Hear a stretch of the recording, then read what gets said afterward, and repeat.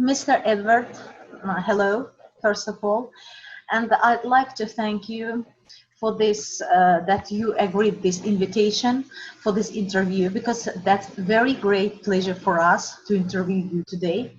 And despite all this, you know, despite all this time, very difficult time now, it's quarantine, and that's why we have to talk like this online, not face to face. But anyway, we prepared too much and some questions, and with your permission, I'd like to begin. Can we do it now? Please go ahead, I'm ready. Okay. Mr. Ever, could you tell more about your activity and about yourself, your career, and how many years have you been working in Azerbaijan? Well, I joined UNICEF more than 20 years ago, in fact. So this really has been a large part of my life, working with UNICEF in different countries. And I've worked in many places around the world, including Afghanistan and Sudan and Indonesia. Most recently, before I came to Azerbaijan, I worked in our headquarters in New York, obviously a very different experience to some of the other countries that I'd worked in.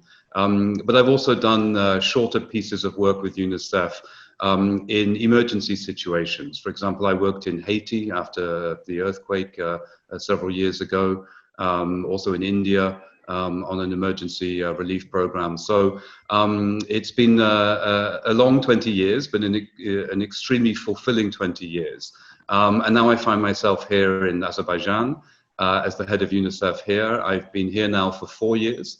And again, it's been a very rewarding and very interesting experience. And I can say that I've really enjoyed all of it, really. Main goals that you've set for yourself as a representative of UNICEF in Azerbaijan? Well, Azerbaijan is a country that's really made incredible progress for its children in many areas since independence. You know, and we've seen things like child mortality falling. We see now nearly all children at primary school age attending schools under normal circumstances, of course. We've seen much stronger legislation being put in place to protect the rights of children.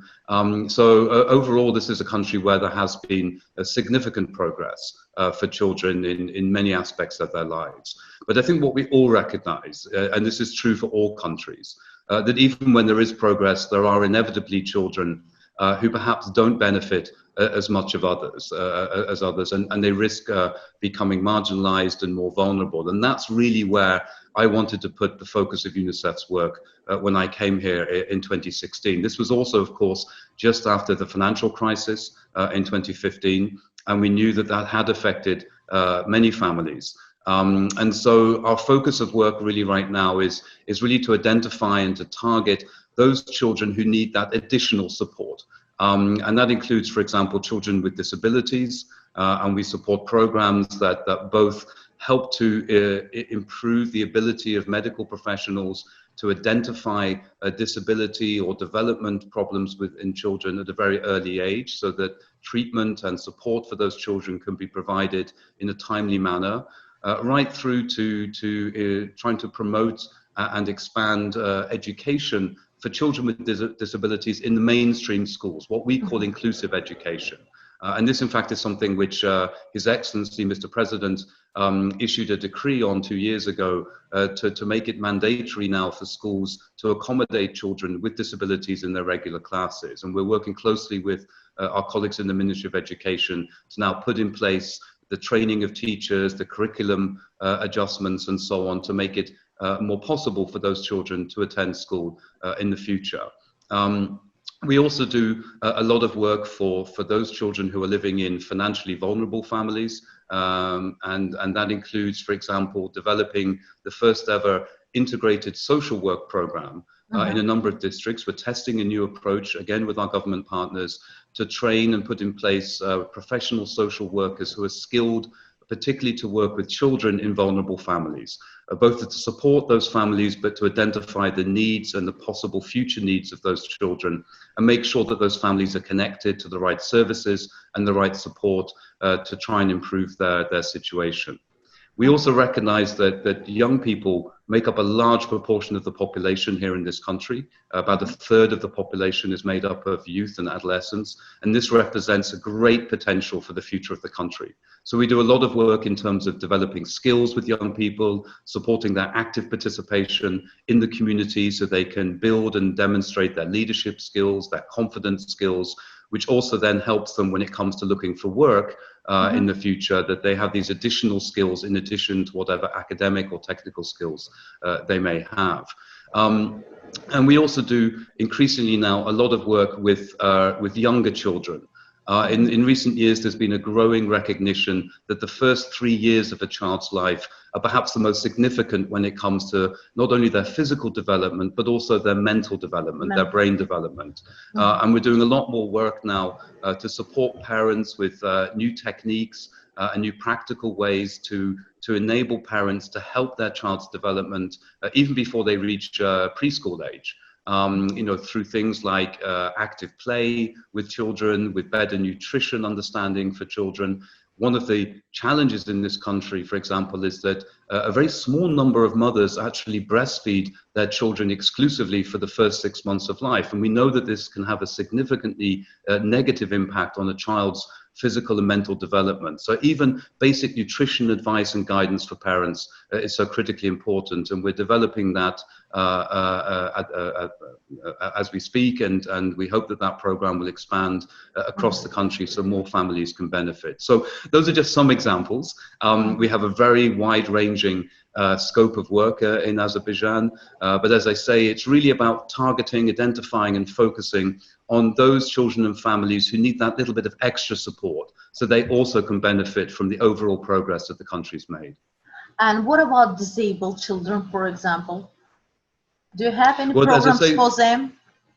Well, as I say, in terms of children with disabilities, we've been working very closely with health workers, pediatricians, for example, to help increase and build their skills in being able to identify very early in a child's life whether or not the child has a disability or some form of developmental challenge, because we know that if you identify those issues quickly in a child, you can then develop a program of care and support both for the child in terms of their physical health, but also for parents to help their children. And those children have a much better chance as they grow older of being able to more actively participate in things like education and play and so on. And ultimately, as they become older, to become more independent and more self-reliant. So that's just one example, and we've been doing that with colleagues from Ankara University in Turkey, who have an excellent reputation in this field, and we've really seen a great improvement now in the ability of doctors and midwives and pediatricians here to identify those potential problems in children and provide the right type of care. And as I said, of course, the other big area for us is around education. Unfortunately, still children with disabilities do not always have full access to mainstream schools, to regular schools.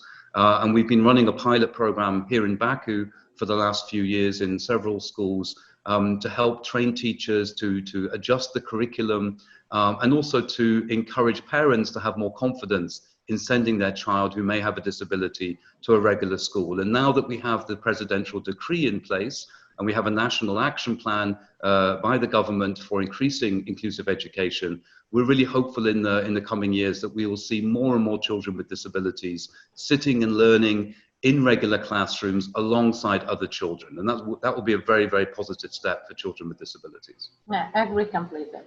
The next question is basically, what kind of important issues of UNICEF in Azerbaijan? Well, I suppose I should really talk a little bit about the current situation. And of course, as we all know, not just Azerbaijan, but the whole world is going through this phenomenal challenge presented by the coronavirus.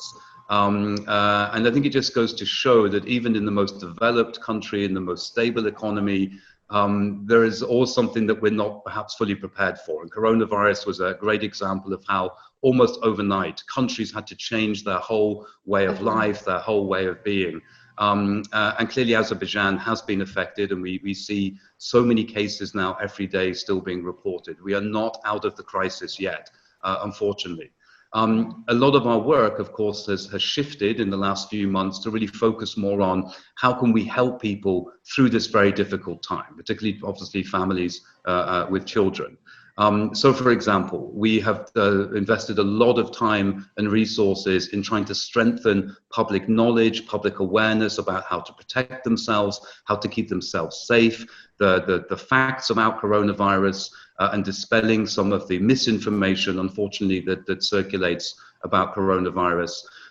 But I think also very importantly, we've recognized that families need help to get through particularly these periods of quarantine when many of us, myself included, have been spending week after week at home with very little opportunity to go out and do other things. So we've been producing a lot of good online materials for families to help guide them on how they can continue active play with their children, how they can keep their children learning at home, but also to deal with some of the psychological issues that we know many families are facing because of these long periods of quarantine. It does have a psychological impact, obviously. If you're in a small apartment, maybe you're not working and you have your children to look after as well. So we've been providing, for example, online sessions with child psychologists and counselors that parents can join, ask questions and get advice and information. We've also been adjusting our work with the social workers in a number of districts where we now have these qualified social workers. Of course, because of the situation, they cannot directly go out now and visit families because of the risks of the virus. But we've been moving their work into using messaging platforms, online platforms, basic telephone contact, so they maintain contact with those families, keep providing them with support and advice, and also to identify maybe new challenges that those families are facing and ensuring that they're connected with the right professional support and care that they might need.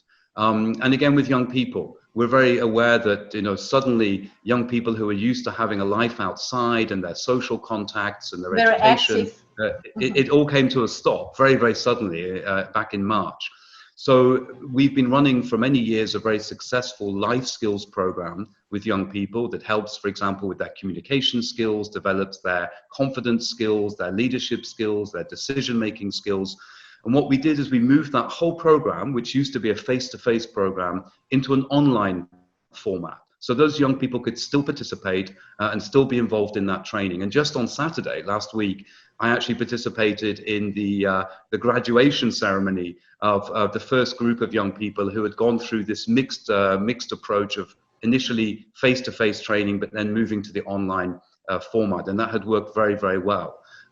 So I think it also helps with those young people to realize that despite the challenges, there are still things that they can do and they can still be active with in their home environment.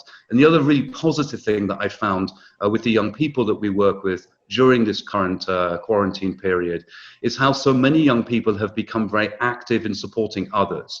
We work with a number of local organizations where young people are volunteers who are providing food packages supported by UNICEF to vulnerable families in their community. They're helping with hygiene education, hygiene promotion, but they're also playing a bigger role in the home of helping to look after their younger brothers and sisters, to take some of the pressure off their own parents. And I think that's a really positive example of how young people want to make a contribution, even in this very difficult environment. And so for the last few months, of course, this has been a big shift in our work. We very much hope, of course, that we will come through this. I'm confident that we will, if we continue to do the right things and practice the right behaviors in terms of, you know, everything from wearing a face mask outside to social distancing. If we do the right thing and we keep providing support to these families, I'm confident we will come through this and we'll be able to get back a bit more to our more regular programs.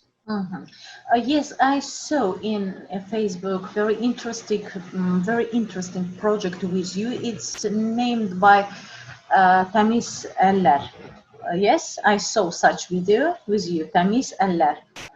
And you are washing, soaping your hands and saying about how to stay safe or something like this. Okay, the next question. Thank you very much for this question. Very interesting answer, really.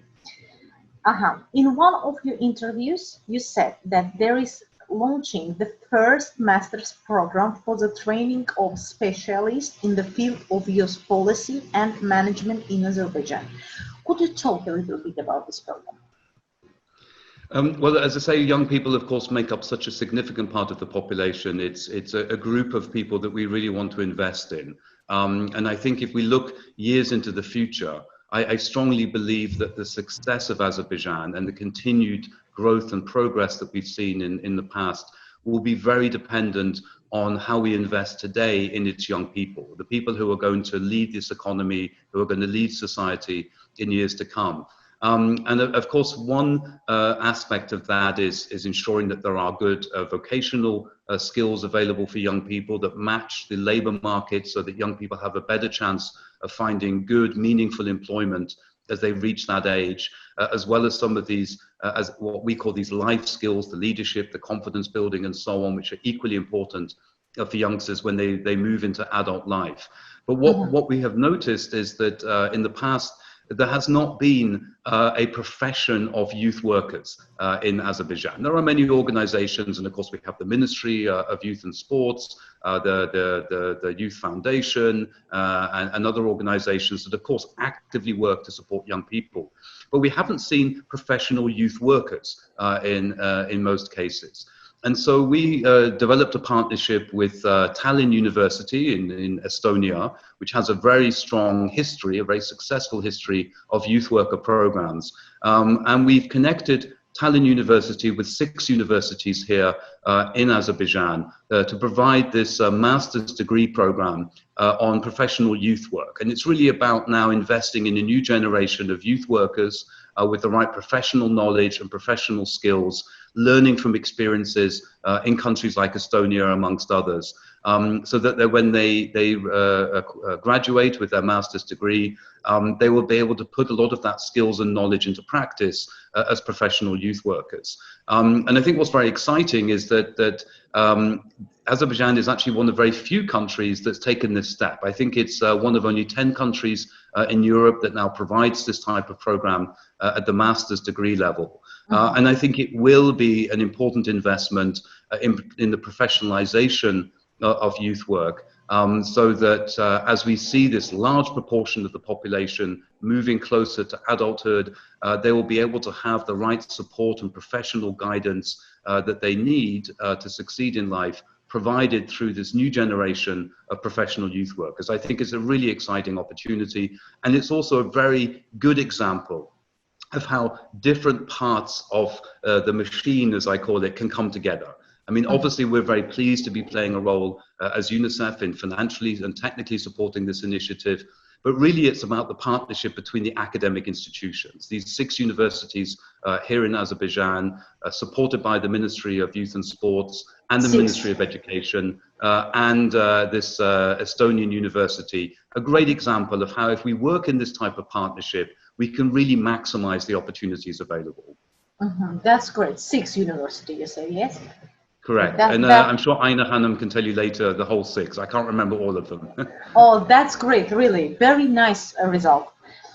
What difficulties do you usually face in work in Azerbaijan? Do you have any, for example, difficulties? I'm sorry, say that again. What difficulties do you usually face in work in Azerbaijan? I don't think there are specific difficulties. I think there are many challenges that children and young people still face, and we've talked a little bit about what some of those are. But I don't think this is a country which is particularly difficult to work in. I think there is a real genuine desire right across society here, from government through civil society, the UN institutions, but right down to the communities and individual families, the district authorities and so on, who really recognize that if you make investments in children and young people today, we are all going to benefit as a society. And I often say that while, of course, we strongly believe that we do what we do because children have rights and those rights should be protected, and we do what we do because we see children as a group in society that needs support and needs encouragement. But I think we also do it a little bit because we know that what we do today will impact us as individuals in the future. I mean, I would like to grow older and in a society where I know there's going to be a strong economy, where there's going to be social stability, where there's going to be, a society which is united, which is positive, which is growing, where there's more tolerance, where there's more inclusiveness, and that's going to benefit me as an individual as I get older. And the people that are going to create that society for me are today's children and young people. So there's a little bit of self-interest, I think, always in what we do, and I think that's fine.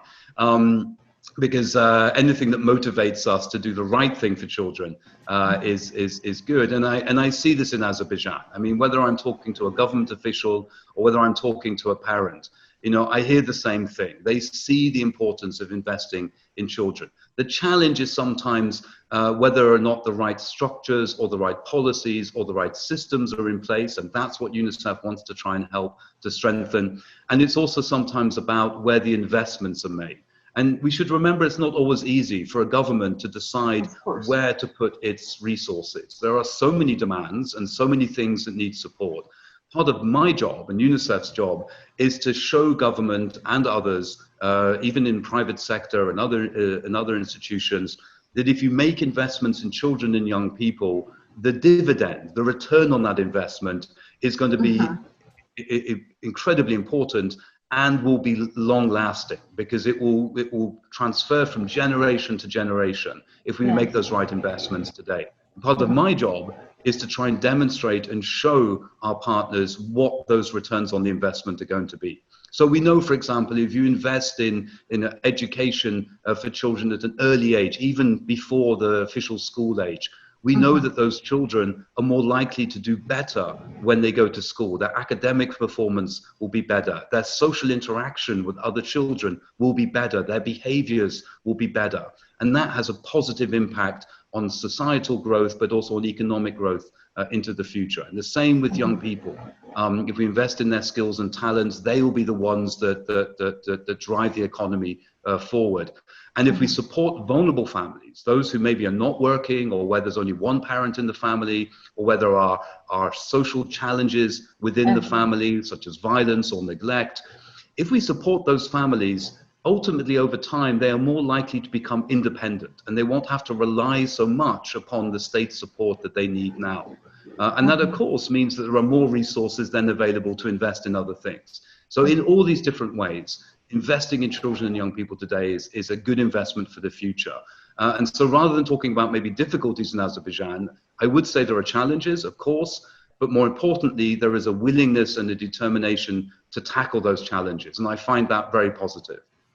Children are our future, as we say always. Well, they're also our today. I think often we say they're our future, but really they're also important to our lives today.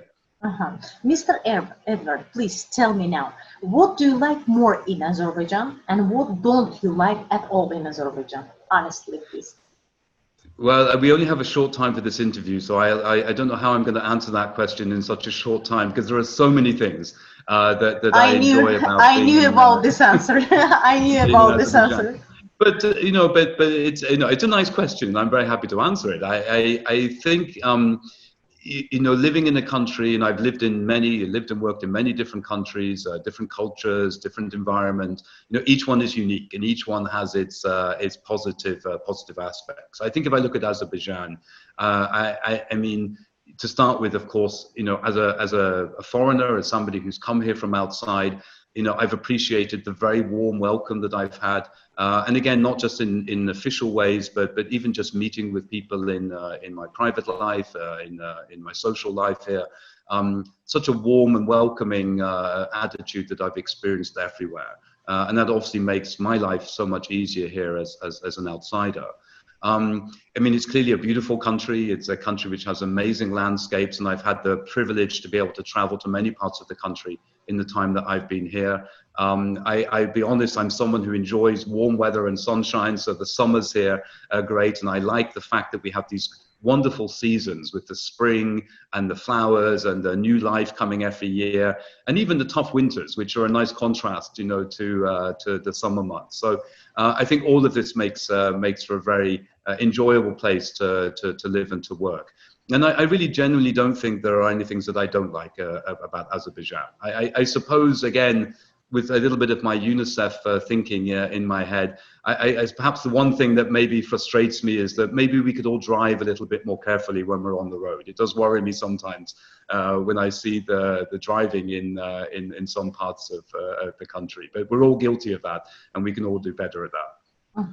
Mr. Edward, thank you very much for this interesting and it's very, very useful interview. Thank you very much for answering all our questions. Thank you so much. It's been an absolute pleasure. And Jamila, if there's anything you need to clarify or anything that maybe I wasn't clear about, don't hesitate to talk to Aina, and I'm sure she can help fill in any gaps that I wasn't able to answer. Oh, I have another one question. Can I ask? Sure. Absolutely. Of course. For example, one person, he's a very young boy, and he's 18 years old, and he wants to work in UNICEF in Azerbaijan, and he doesn't know how to do it, where to address, and how to make it.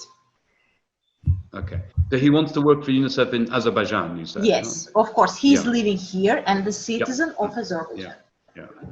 Well, first of all, I mean, I'm always interested when I hear that people want to work for UNICEF. We're always, enthusiastic about new faces, new ideas, working in our organization. I mean, there are different ways that you can start a career, whether it's with UNICEF or other parts of the United Nations. We do, from time to time, have opportunities for volunteers working in our office. Of course, right now, at the current time, we are working at home, not in the office, so that's not an option. But when we get back to normal, of course, there will be opportunities for people to come and do some voluntary work. We have more formal internships as well from time to time in our office for older young people.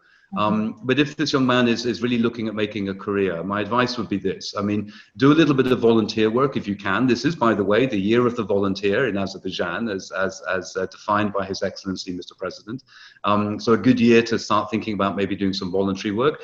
I began my career many years ago, even before I joined UNICEF, actually working as a volunteer for a non-government organization in the United Kingdom. And that experience really enabled me to then move on later into a more professional career. So I fully recommend doing some volunteer work. To work for UNICEF on a professional level, we do ask candidates to have an academic degree. Again, depending on the level of the position, either a first degree or a postgraduate degree. But even before getting to that stage, my advice always is, if you have an opportunity to do a little bit of volunteer work, or do some intern work, that experience itself can be very valuable and put you in a good position as you think about a more long-term career in an organization like UNICEF. Thank you very much. We really appreciate it. Thank you very much. You're more than welcome. Jamila, thank you so much. And again, my apologies for the problems yesterday, but I'm glad we managed to speak today. That's okay. It's a working process. We understand everything. Thank you very much. I appreciate it, really. Thank you.